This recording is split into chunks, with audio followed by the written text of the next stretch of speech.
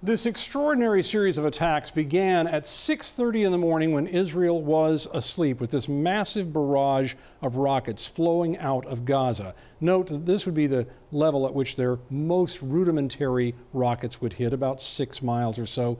Then you reach out to maybe 25 miles, and their most advanced rockets, the ones that would most seem to rely probably on some technology beyond them, Iran, as many intelligence people would say, would reach up here to Tel Aviv. That's about 45 miles from here. Whatever the placement of them was, though, there were an awful lot of them. We don't have an exact count, but it appears to be in the thousands.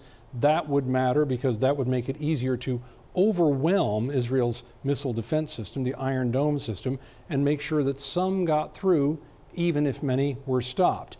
More importantly, by doing this, all indications are that laid the groundwork for what came next. At 7:40, an hour and 10 minutes later, that's when armed soldiers, fighters, started coming out of Gaza into Israel, some by knocking down walls and barriers here, some coming in by air with powered parachutes, some by boats going around here. This was something, again, that indicated it was a very planned attack, and soon you saw people with rocket launchers and rifles running in the streets. They even went and engaged military bases where you would think they would expect the most opposition. Gives an idea of their degree of planning and confidence as they went in to attack the Israelis. And of course, we've seen those videos of the towns that have been raided near that area where we've had reports of people being taken hostage and other people being killed. All of it speaks to this very notion we've been hearing about from the beginning, that this represents a level of planning and execution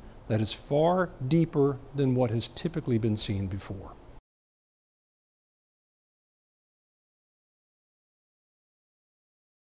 We're about 25 kilometers approximately from the Gaza fence. I'm hearing fighter jets in the sky above me. We've been hearing multiple repeated heavy detonations coming from the Gaza direction.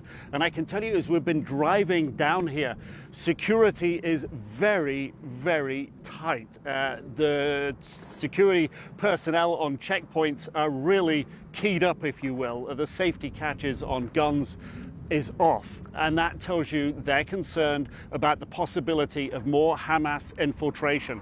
Indeed, we saw a group of Israeli Defense Force soldiers scouring an open field this morning with a vehicle at the edge of the field with the hood up, the trunk was open as well, the doors were open. They were searching because they are concerned about these infiltrations, and there was one in the town of Ashkelon, which we passed by earlier on today. There was one earlier on this morning where 4 Hamas militants were stopped by the Israeli Defense Force. So that's the scene around here. The sound of jets, the sound of distant, what appear to be airstrikes, and that heightened security. Even just us standing at the roadside here and our vehicle parked off to the side. Israeli security came by, checked us out. We're out of the ordinary here. They came by to check out. Again, they're concerned about Hamas militants.